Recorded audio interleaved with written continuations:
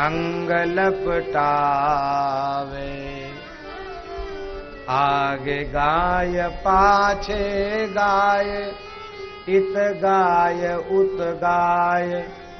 गायन में गोविंद को बसी बोई भावे।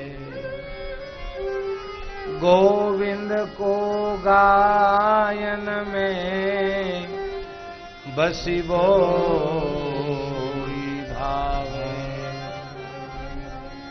गायन की खुर रेणु अंग लपटावे। और भगवान उद्धव जी से क्या कह रहे हैं?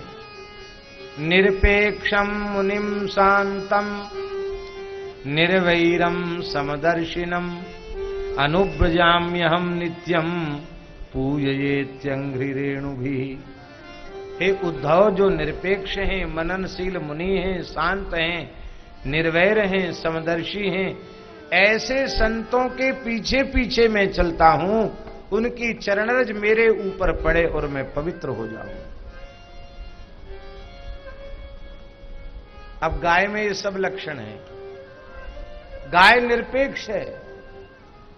महाराज जी सामान्य की तो चले क्या, लक्ष्मी जी से निरपेक्ष है गाय।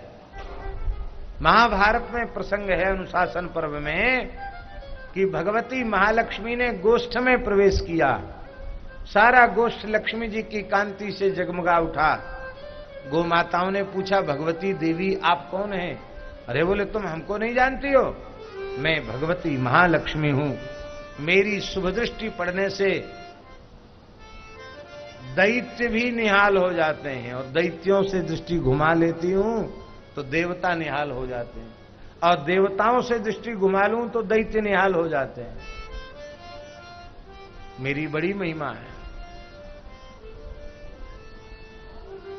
यहां क्यों पधारी?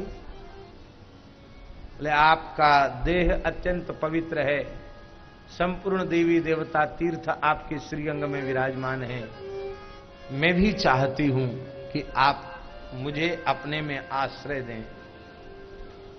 भगवती गो माता ने कहा कि हमारे पास अवकाश नहीं, जगह खाली नहीं है, आप पधारें, वापस जाएं। यह सुनकर के लक्ष्मी जी ने कहा, निश्चित ही आज ये कहावत सत्य हो गई। स्वयं प्राप्ते परिभवः। जो व्यक्ति स्वयं बिना बुलाए कहीं जाता है उसे परिभव माने पराजित होना पड़ता, उसे अपमानित होना पड़ता है। यह जो कहावत है आज सत्य हो गई कि स्वयं प्राप्ते परिभवः, स्वयं जाने से और उसे नीचा देखना पड़ता है। कहां मेरी बड़े बड़े देवी देवता ऋषि मुनि भी मेरी कामना करते हैं। सब कुछ त्याग कर चतुर्थाश्रम की दीक्षा ग्रहण करने के बाद भी धन की कामना से बड़े बड़े अनुष्ठान तक किए जाते हैं।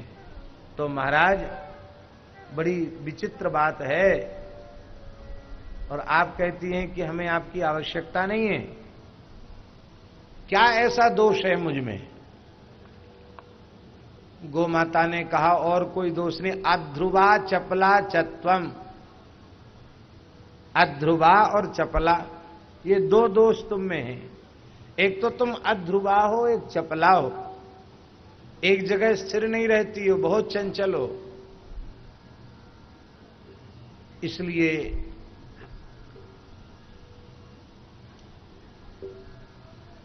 न तो हम तुम्हारा त्याग कर रही हैं, ना ही हम तुम्हारा तिरस्कार कर रही हैं। हम तो केवल अपने मन का भाव निवेदित कर रही हैं कि हमें आपकी आवश्यकता नहीं है। अब लक्ष्मी जी ठंडी पड़ गई।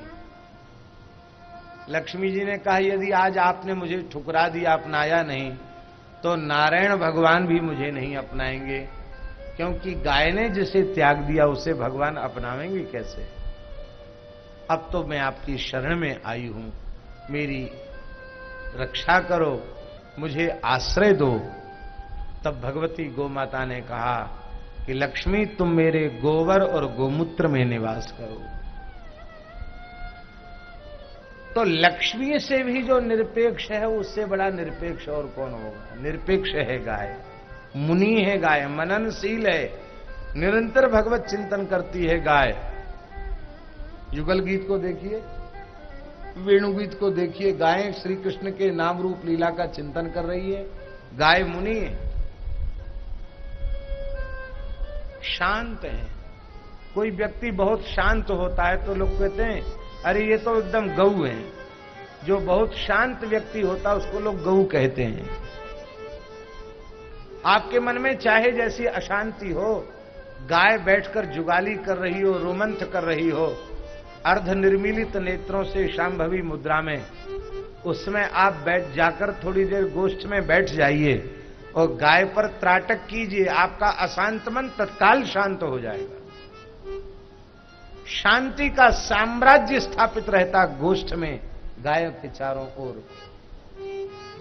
गाय इतनी निर्वैर है कि कथनचित बधिक भी गाय पाले तो वो ये नहीं सोचेगी कि इसने और इसके पुरखों ने हमको काटा, मैं इसको दूध न दूं, दही न दूं, घी न दूं, ऐसा नहीं है। वो निर्वैर है। जो उसका आश्रय लेगा उसे वह अपना अमृतमय गव्य पदार्थ अवश्य प्रदान करेगी। समदर्शी है गाय, अपने पालक पर कृपा करती है, पर अपने बधिक को भी शाप देकर भस्म नहीं करती। हां, ईश्वरीय विधान उसे दंडित करेगा, उसे भयंकर इस पाप का परिणाम नरकों में भोगना पड़ेगा और भी कई जन्मों तक गोवध का पाप भोगना पड़ेगा, ये बात अलग है। लेकिन गाय क्रोध करके शाप देकर किसी को भस्म नहीं करती है, निर्वैर है, समदर्शी है। सारे संत लक्षण गाय में घटित होते हैं, इसलिए भगवान गाय के पीछे पीछे चलकर गो माता की चरण रज को अपने मस्तक पर धारण करते हैं।